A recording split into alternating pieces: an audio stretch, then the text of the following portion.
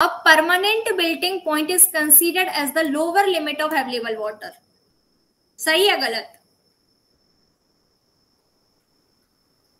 Lower limit मतलब इसके बाद ये सबसे लास्ट स्टेज है जहां पर प्लांट के लिए वाटर अवेलेबल होता है, परमानेंट विल्टिंग पॉइंट, ये कहना चाह रहे हैं। इसके बाद परमानेंट विल्टिंग पॉइंट से जब आप आगे जाएंगे तो उसके बाद में वाटर अवेलेबल नहीं होगा हमारे प्लांट के लिए, है ना।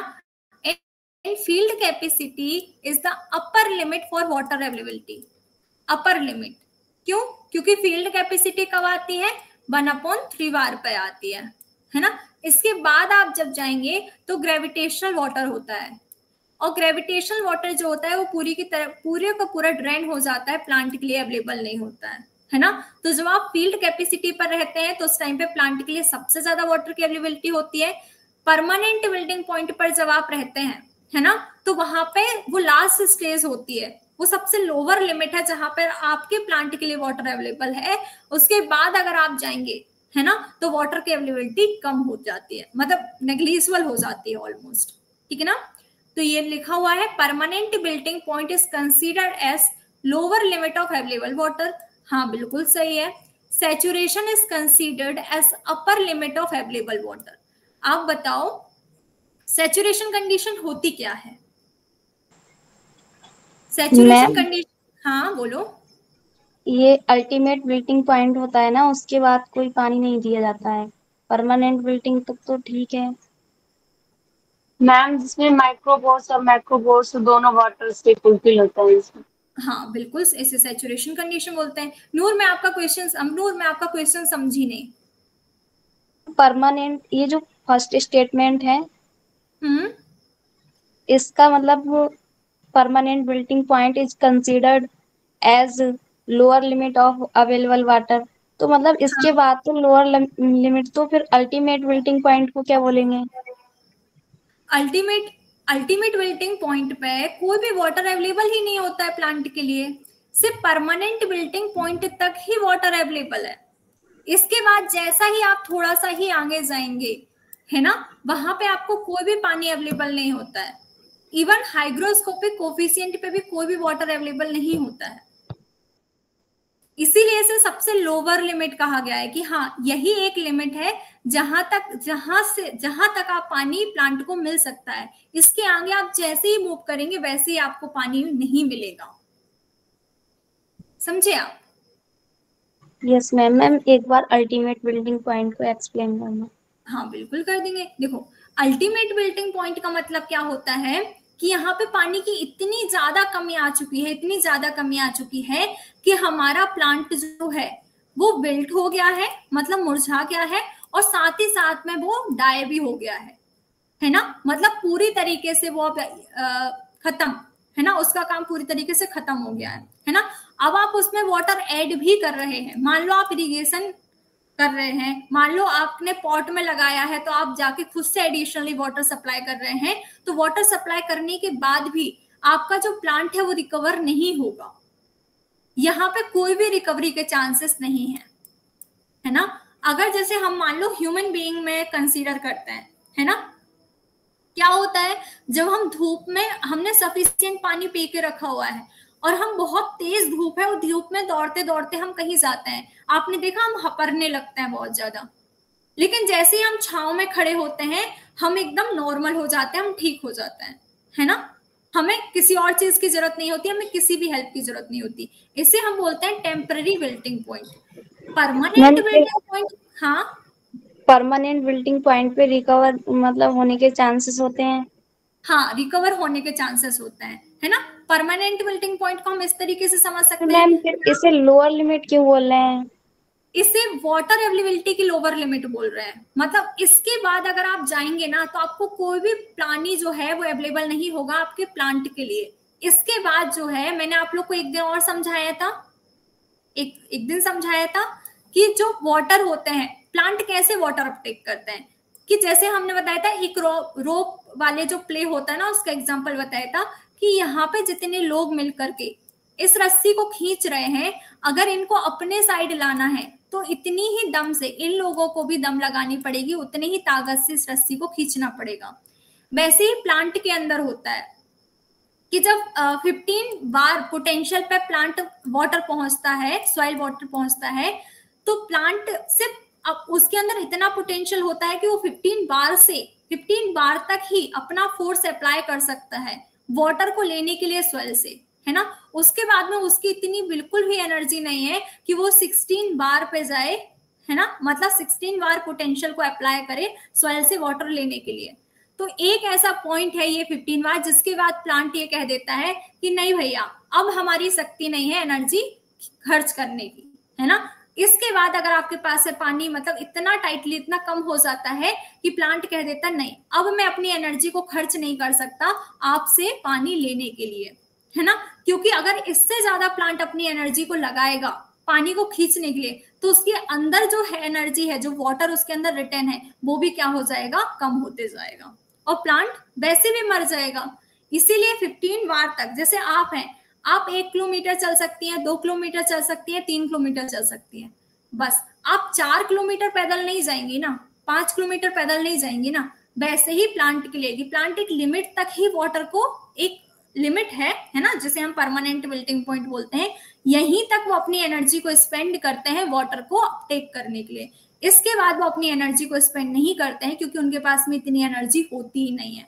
अगर उनने इससे ज्यादा बार में अपनी एनर्जी को खर्च किया, तो उनकी जो एनर्जी उनके अंदर जो रिटर्न है, वो भी क्या हो जाएगी, खत्म हो जाएगी, है ना। मतलब ये कह सकते हैं यहाँ पे परमानेंट विल्टिंग पॉइंट एक ऐसी कंडीशन है जहां पे प्लांट अगर 2 रुपए खर्च कर रहा है तो उसे 2 रुपए का ही प्रॉफिट हो रहा है। अगर मान लो इससे ज्यादा प्लांट को और जाना पड़ेगा, तो प्लांट 2.5 रुपए खर्च करेगा और उसे 1 रुपए का प्रॉफिट होगा। तो ये तो प्लांट के लिए घाटे की बात हो गई ना। इसलिए प्लांट इससे ज्यादा नीचे नहीं जाता है।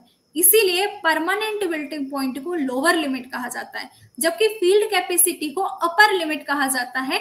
अपर लिमिट वो होती है जहां पे प्लांट को कोई भी फोर्स नहीं लगाना, प्लांट बड़ी आराम से बैठा है और वाटर का अपटेक कर रहा है, उसे अपने 0 पैसे खर्च करने होते हैं, है ना। कितना, 0.33 बार। 0.33 बार तो बहुत ही कम है ना पानी एब्जॉर्ब करने के लिए, और यहाँ पे वो कितना जा रहा है, 15 बार पे जा रहा है। अब सोचो कितना टाइम हो गया ये। इसीलिए समझ में आया सब नूर? Yes ma'am. है ना। अब सैचुरेशन, जैसे गोल्डी ने बताया कि सैचुरेशन क्या होता है, जहां पर मैक्रो एंड माइक्रोपोर दोनों में ही वाटर फिल्ड होता है ना।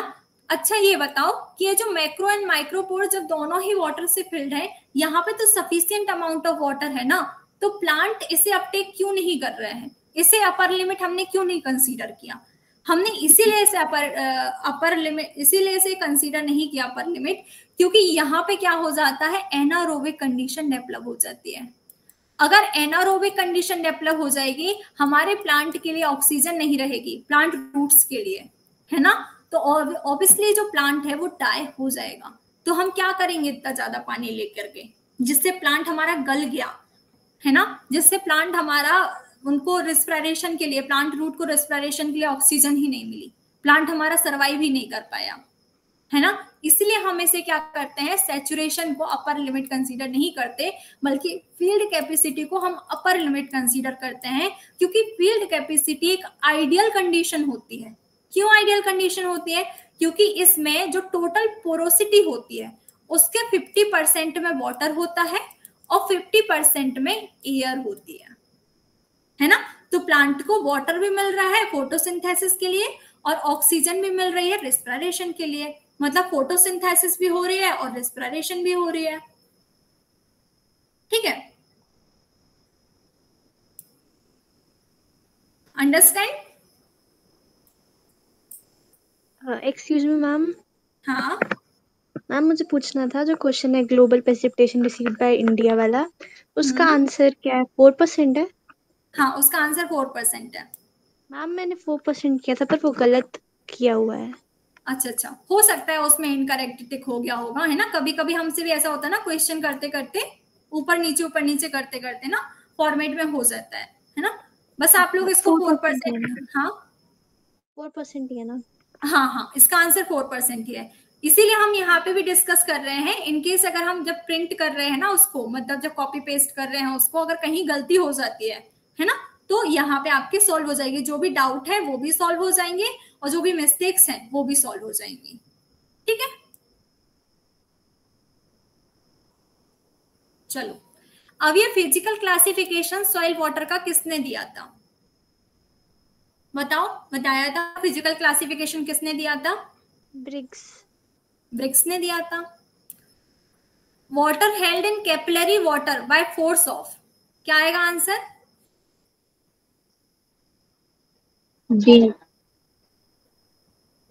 डी। हाँ, क्यों? एडेशन मैंने आपको बताया, सरफेस टेंशन में क्या होता है, जो वाटर होता है स्प्रेड हो जाता है, जैसे हमारी जो बूंद है ना वो ऐसे होती है, तो सरफेस टेंशन की वजह से थोड़ी और स्प्रेड हो जाती है, जिसकी वजह से ज्यादा सरफेस एरिया को कवर करती है और ज्यादा टाइम तक रिटेन होती है।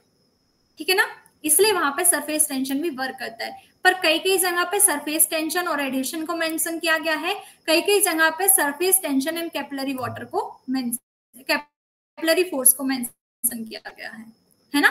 तो हम इसे क्या कंसीडर करेंगे? All of the above. ठीक है ना, हर बुक में अलग अलग लिखा हुआ है। When the water is above the reference level, its gravitational potential is negative. True or false? Right or wrong? false. हाँ, क्यों false होगा?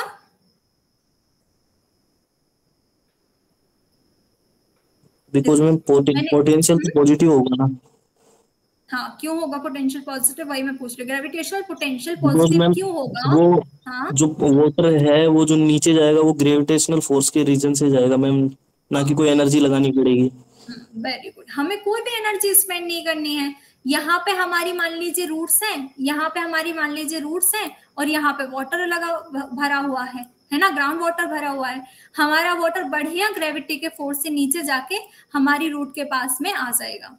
हमें कुछ करना ही नहीं पड़ा, हमारी एनर्जी कहीं गई नहीं। अगर हमारी एनर्जी स्पेंड हो जाती तो वहां पे नेगेटिव आ जाता, लेकिन वाटर की एनर्जी कहीं पर भी लॉस नहीं हुई है, इसलिए वो पॉजिटिव आएगा। In a soil water system, the pressure potential will be positive in a saturated soil. क्या बोला? Pressure potential will be positive in a saturated soil. इसका कहने का मतलब ये है कि अगर मान लीजिए हमारी ये सैचुरेटेड सॉइल है, सैचुरेटेड सॉइल क्या, जिसमें लेयर्स ऑफ वाटर है ना, तो वहां पर प्रेशर पोटेंशियल पॉजिटिव होगा। और जहां पर अनसैचुरेटेड सॉइल है ना, वहां पे जो प्रेशर पोटेंशियल है वो 0 होगा, है ना। तो मैंने आप लोग को क्या बताया था, प्रेशर पोटेंशियल होता क्या है, जो वाटर की लेयर्स के कारण प्रेशर एक्सर्ट होता है उसे हम प्रेशर पोटेंशियल बोलते हैं। तो प्रेशर पोटेंशियल पॉजिटिव वही होगा ना जहां पर वाटर होगा, लेकिन जहां पर वाटर नहीं है वहां पर प्रेशर पोटेंशियल कैसे होगा? क्योंकि प्रेशर पोटेंशियल क्या है, बात है वाटर की लेयर्स के कारण हो रहा है, लेकिन वहां तो वाटर है ही नहीं ना, तो ऑब्वियसली बात है वो 0 हो जाएगा। ठीक है, कोई डाउट? हाँ, मैं इसका annual component of India water budget, India's water budget है ना, तो हमारा जो प्रेसिपिटेशन है वो 100% हो रहा है। ठीक है ना, तो उसमें से नेचुरल रिचार्ज कितना होता है, कितना परसेंट? 100% का कितना परसेंट नेचुरल रिचार्ज में चला जाता है? 11.3%। 11.3%, वेरी गुड। एंड देन फिर इसके बाद में कितना पोटेंशियल वाटर जो है वो फ्लो हो जाता है रिवर में? कितना वाटर रिवर में फ्लो हो जाता है, कितना परसेंट? 60%। 60%, 48.7%। 48.7%। ये टोटल मिलाकर कितना आता है? टोटल मिलाकर 60% होगा। और यही जो 60% वाटर होता है ये अवेलेबल वाटर कहलाता है। अवेलेबल वाटर क्यों कहलाता है? क्योंकि अगर नेचुरल रिचार्ज हुआ, मतलब जैसे कि अपने जो एक्वाफर वगैरह हुए वो रिचार्ज हो गए, अपने जो बेल्स वगैरह हैं वो रिचार्ज हो गए, तो इसके थ्रू हम क्या कर सकते हैं, जैसे अपने ट्यूबवेल वगैरह हो गए, ट्यूबवेल में पानी कहाँ से आ रहा है? ये जो प्रेसिपिटेशन होता है, फिर जो नेचुरल रिचार्ज होता है एक्वाफर वगैरह का हो गया, है ना, तो इसी से जब हम ट्यूबवेल के थ्रू वाटर को खींचते हैं तो वो वाटर यहीं से आता है। तो मतलब ये वाटर क्या होता है, अवेलेबल वाटर है, मतलब हमारे प्लांट जो है इसे यूज कर सकता है, मतलब हम अपने काम के लिए इसे यूज कर सकते हैं। अब पोटेंशियल फ्लोज इन रिवर, अगर कोई भी वाटर रिवर में गया हुआ है तो भी हम उसे यूज कर सकते हैं, है ना। तो इस तरीके से हमारा टोटल अवेलेबल वाटर कितना हो जाएगा 11.3 एंड 48.7%, टोटल 60% हमारा अवेलेबल हो गया। अब 100% हमारा प्रेसिपिटेशन था जिसमें से 60% हमारा अवेलेबल है, तो अगर हम 100 में से 60 घटा देंगे तो कितना आएगा, अगर हम 100 में से 60 को माइनस करेंगे तो कितना बचेगा हमारे पास में 40%। हाँ, और ये 40% वाटर क्या हो जाता है, इवापोट्रांसपिरेशन के थ्रू लॉस हो जाता है, इवापोट्रांसपिरेशन के थ्रू लॉस हो जाता है। ऐसा मिला के हमारा ये टोटल 100% वाटर डिस्ट्रीब्यूट होता है, ठीक है। अब the fraction of soil water held between 0 bar suction and 0.1 या फिर 0.33 बार, मतलब फील्ड कैपेसिटी, इस टर्म एज, जो 0 से लेकर के 0.1 बार तक होता है, उसे हम क्या बोलते हैं, super available water, drainage water, partially available water, या all of the above. Answer is D. क्या होता है सुपर अवेलेबल वाटर, जो मैम मैक्रोपोर से होता है वो ड्रेनेज हो जाता है। हाँ, जो पूरा का पूरा वाटर ड्रेन हो जाता है, ठीक है ना। अब moisture tension eight maximum water holding capacity is almost 0, है ना। मॉइस्चर टेंशन जो है मैक्सिमम वाटर होल्डिंग कैपेसिटी पे 0 है and is equal to free water surface, right और रॉन्ग।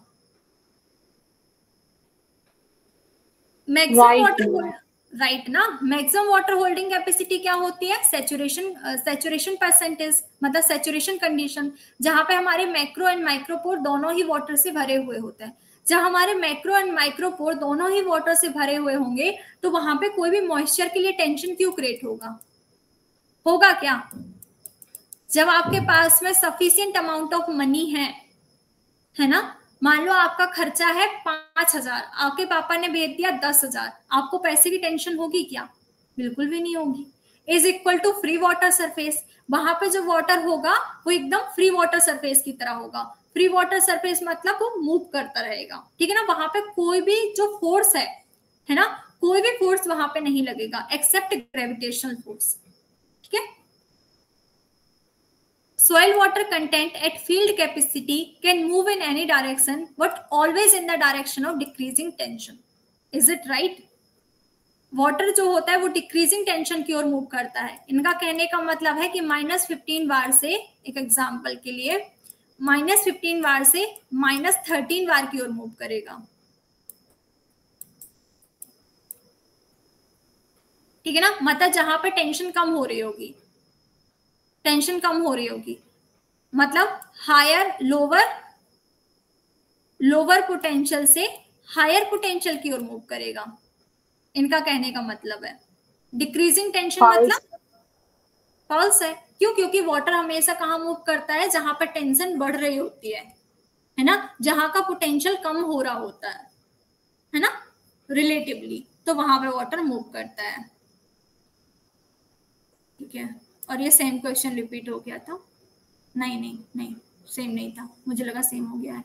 अच्छा, the value of field capacity and moisture equivalent are nearly equal in medium texture soil, right या wrong. जो medium texture, right है, हाँ, medium texture soil में field capacity में जो moisture होता है और मॉइस्चर इक्विवेलेंट में जो मॉइस्चर होता है वो सेम होता है। सैंडी सॉइल में फील्ड कैपेसिटी और मॉइस्चर ज्यादा होता है ना, एंड इन क्लेई सॉइल में फील्ड कैपेसिटी में कम होता है देन मॉइस्चर इक्विवेलेंट, दोनों ही सही है। मैंने बताया था ना, सैंडी सॉइल में जो फील्ड कैपेसिटी है उसमें मॉइस्चर कंटेंट ज्यादा हो जाएगा as compare to moisture equivalent, और जो हमारी क्लेई सॉइल है, फाइन टेक्सचर सॉइल है, वहां पर मॉइस्चर इक्विवेलेंट पे मॉइस्चर ज्यादा होता है as compare to field capacity. ये आपका डिस्कशन पॉइंट था। यहाँ पे किसी को किसी भी क्वेश्चन में डाउट था क्या? These are the our courses. First is JRF agronomy online classes, है ना, जो कि अभी अपनी रनिंग में है। और एक और अपने यहाँ पे कौन सा कोर्स चलता है, JRF प्लांट साइंस का, है ना। तो अगर आपके कोई भी फ्रेंड्स हैं जो कि एग्रोनॉमी या फिर प्लांट साइंस की क्लासेस लेना चाहते हैं तो उन्हें जरूर सजेस्ट करिएगा, ठीक है। अब हम आ जाते हैं एक डाउट पर, जो डाउट था महेंद्र का। हाँ चलो ये स्पेस मिल गई। देखो महेंद्र ने ये पूछा था कि जो वाटर मूवमेंट होता है ना, वाटर का मूवमेंट होता है विद इन द सॉइल, वो हायर पोटेंशियल से लोअर पोटेंशियल की ओर होता है, ठीक है ना। हायर पोटेंशियल से लोअर पोटेंशियल की ओर होता है, ठीक है ना। तो हम इसे डिफ्यूजन क्यों नहीं कंसीडर करते? हम इसे डिफ्यूजन भी तो बोल सकते हैं ना, राइट महेंद्र? यही क्वेश्चन था आपका।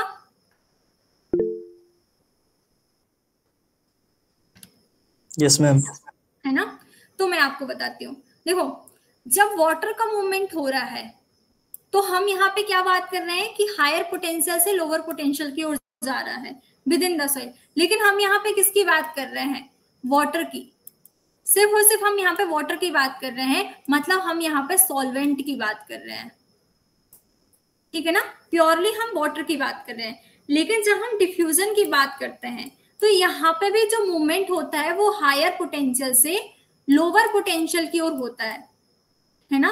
ये भी इक्विलिब्रियम को क्रिएट करना चाह रहा था, ये भी इक्विलिब्रियम को क्रिएट करना चाह रहा है। लेकिन डिफरेंस क्या है? यहाँ पे वाटर का मूवमेंट मतलब सॉल्वेंट का मूवमेंट होता है, यहाँ पे अब डिफ्यूजन में क्या होता है? अपने सॉल्यूट में आपके कोई भी आयंस हो सकते हैं, कोई भी केमिकल्स कंटेंट हो सकते हैं, है ना। तो बस जो हम पढ़ते हैं पोटेंशियल, है ना, हायर पोटेंशियल से लोअर पोटेंशियल की ओर जो वाटर जो मूवमेंट हो रहा है ना। जब हम विद इन द सॉइल बात करते हैं तो वहां पे हम वाटर मूवमेंट की बात कर रहे हैं। जो हम सॉइल वाटर पोटेंशियल का कॉन्सेप्ट पढ़ते हैं ना, सॉइल वाटर पोटेंशियल का कॉन्सेप्ट पढ़ते हैं, वहां पे हम वाटर की बात करते हैं, सिर्फ और सिर्फ वाटर, मतलब सिर्फ और सिर्फ सॉल्वेंट की बात कर रहे हैं। लेकिन जब हम डिफ्यूजन के साइड जाते हैं तो वहां पे हम सॉल्वेंट की नहीं, हम सॉल्यूट की बात करते हैं। सॉल्यूट क्या करता है? यहाँ पे इक्विलिब्रियम को क्रिएट करता है।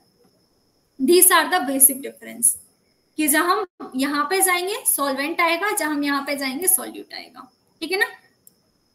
हाँ एक और डाउट क्या था? हाँ एक और डाउट ये था कि जो ऑस्मोटिक प्रेशर होता है, सॉरी, जो ऑस्मोटिक प्रेशर होता है वो पॉजिटिव क्यों होता है ना। ऑस्मोटिक प्रेशर जो होता है वो पॉजिटिव क्यों होता है? तो मैंने पहले भी बताया था कि ऑस्मोटिक प्रेशर होता क्या है कि जैसे मान लीजिए यहाँ पे वाटर जो है,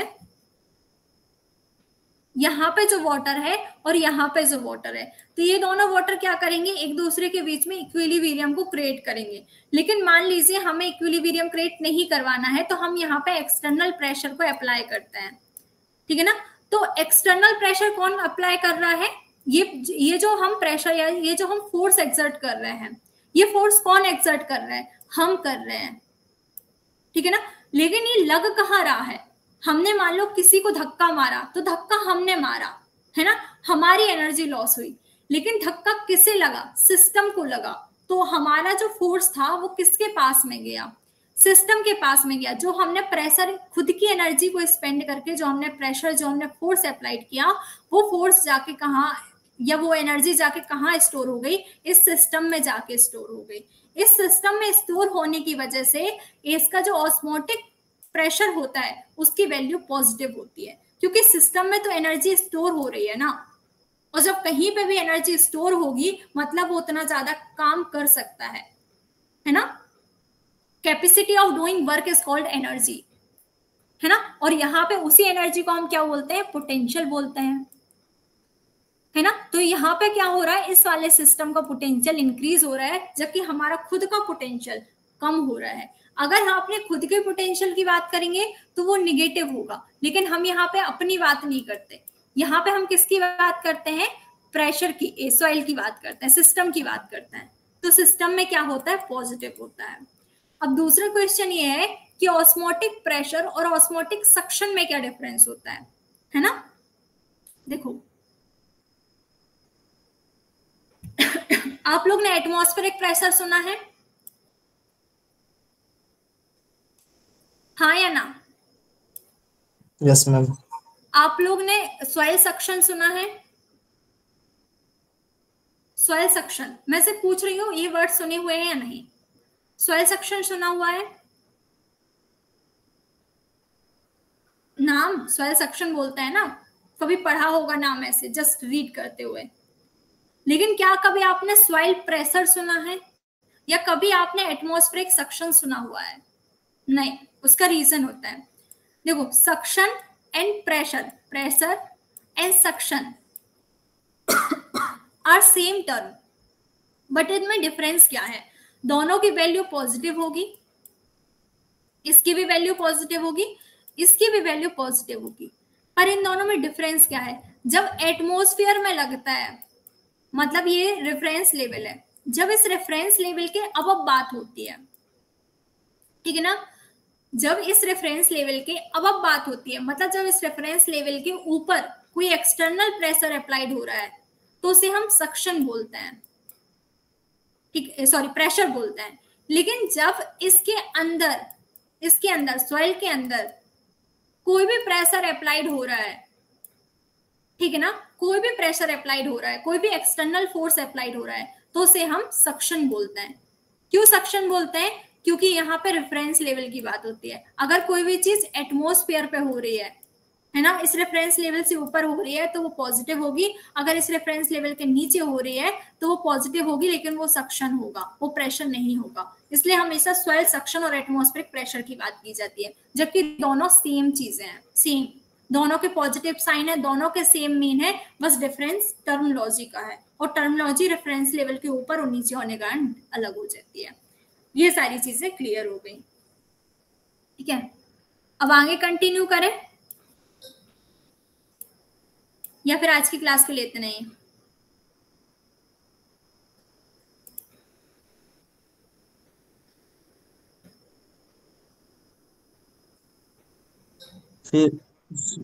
फिर आपने एक PYQ बताया था कि कोल्ड डेजर्ट या फिर हॉट डेजर्ट में मतलब किसमें रेनफॉल कम होती है। फिर आपने कोल्ड डेजर्ट बताया लद्दाख। तो मैम मिनिमम रेनफॉल कैसे होगी फिर मैम यार? इसमें लद्दाख में आप जाके सर्च करना ना, उसमें मिनिमम रेनफॉल होती है लद्दाख में। लद्दाखी आप रेनफॉल सर्च करना, आपको पता चलेगा कितने लेस अमाउंट में, less than 100 mm I think वहां की रेनफॉल होती है। कितनी मैम? कितना बताया आपने अभी? Less than I think 100 mm। Below 10 centimetre ma'am दिखा रहा। हाँ तो बिलो 10 सेंटीमीटर क्या हुआ? 100 लेस देन 100 mm ही हुआ ना। आप लोग को ये पता है ना, देखो अगर हम 100 mm लिखेंगे तो वो 10 सेंटीमीटर आएगा। क्यों? कन्वर्जन पता है आप लोग को? 1 सेंटीमीटर इक्वल होता है 10 mm। 1 सेंटीमीटर इक्वल होता है 10 mm। अगर 10 सेंटीमीटर है तो 100 mm हो गया, ठीक है? ओके समझ गए ना? मैंने इस चीज को ऐसे रिलेट किया कि वेस्टर्न जो राजस्थान है वहां भी तो वो मतलब हॉट डेजर्ट होता है। हाँ देखो एक्चुअली में ना ये क्वेश्चन में ना लोग यही कंफ्यूज होते हैं, इसलिए हमने वो चीज ना स्पेशली वहां पे पुट करी थी, स्पेशली वही पुट करी थी ऐसे करके। तो क्या हो जाता है ना कि देखो जैसे हमने JRF की तैयारी करी, हमने SRF तैयारी करी है ना, हम PhD स्कॉलर है, तो क्या होता है कि थोड़ा एडवांस में पढ़ लेते हैं ना। जब आप लोग भी आएंगे ना तो आप लोग भी पूरा एडवांस में पढ़ेंगे, फिर आप लोग को समझ में आएगा अच्छा ये चीज उठा के हम इससे कोरिलेट कर सकते हैं, इससे उठा सकते हैं, यहाँ रख सकते हैं, है ना। यही थोड़ा सा ना डिफरेंस हो जाता है जब आप PG और PhD में आते हैं, है ना। हमने कुछ PG में सीखा, फिर कुछ PhD में सीखा, फिर समझा कि यार हमें कहाँ डाउट आता है, हमारे बच्चों को कहाँ डाउट आएगा, है ना। तो इसलिए हम पूरी कोशिश करते हैं कि आपको एक जगह पर पूरा वो कंटेंट दे पाए जहां पे आपको कंफ्यूजन क्रिएट हो रही है। इसलिए जैसे आप स्लाइड भी अपनी देखेंगे ना, तो अपनी पूरी स्लाइड सिस्टमैटिक आपको मिलेगी। हाँ, आप इसके बाद यही पढ़ेंगे तो आपको समझ में आएगा, लेकिन जब आप बुक्स भी जाएंगे ना, बुक्स में भी पढ़ेंगे, आप देखना वहां पे फील्ड कैपेसिटी, ये जो वाटर अवेलेबिलिटी का कॉन्सेप्ट है ना, वो पहले समझा के रखा है, बाद में पोटेंशियल के बारे में बाद में समझाया गया है। लेकिन अपन ने क्या किया, पोटेंशियल को पहले समझा, बाद में अपन ने यहाँ पे ये वाटर अवेलेबिलिटी कॉन्सेप्ट पर आए। क्यों? क्योंकि पोटेंशियल पहले इंपॉर्टेंट है ना। अगर हमें पोटेंशियल ही नहीं पता चलेगा तो हम कैसे पता करेंगे कि हाँ भाई वाटर कहाँ से कहाँ तक फ्लो हो रहा है, ठीक है ना। इस वजह से अपन थोड़ा सिस्टमैटिक पढ़ रहे हैं। आई थिंक आप लोगों को अच्छा लग रहा होगा पढ़ना, मजा आ रहा है मैम। Yes ma'am. हाँ बोलो गोल्डी। ये पूछ रहे कि जैसे इंडिया में अगर लोवेस्ट पूछा जाएगा तो फिर राजस्थान लगाएंगे, लेकिन अगर कोल्ड डिजर्ट और हॉट डिजर्ट में पूछा जाएगा तो फिर लद्दाख लगाएंगे। हाँ, फिर लद्दाख लगाएंगे, है ना। वहां पे अपन को ऑप्शन देख के सिलेक्ट करना पड़ेगा कि ऑप्शन कहाँ पे क्या है। ठीक है, चलो आई थिंक आज के लिए इतना ही है ना, अपन कल आगे कंटिन्यू करेंगे। अच्छा, एक और चीज पढ़ा दूं क्या मैं 2 मिनट में? नहीं यार, कल ही पढ़ लेते हैं, है ना। मैम ठीक है, एक डाउट और था मैम। हाँ बताओ। जैसे मैम आप फर्स्ट क्लास, मैंने मैम आज ही ली फर्स्ट क्लास। अच्छा, ओके ओके। हाँ, तो उसमें क्या है मैम, जो भी वो डेटा थे वो मेरे को ना मतलब समझ नहीं आए काफी। मैम मैंने भी पढ़ा था, मैंने पहली क्लास ली नहीं थी तो फिर मुझे भी थोड़ा कम ही समझ आया पढ़ने में। ठीक है, तो हम एक काम करते हैं, हम संडे के दिन, अगर मैं इनकेस फ्री रहती हूँ, है ना, तो हम संडे के दिन एक क्लास रख लेंगे उसकी, ठीक है। थोड़ा क्विक रिवीजन कर लेंगे, लेकिन आप लोग को उससे पहले 1 या 2 बार वो क्लास देख के आनी पड़ेगी, ये कंडीशन है, तब हम एक बार क्विक रिवीजन रख पाएंगे और आप लोग को समझ आ पाएगा, ठीक है। Okay ma'am.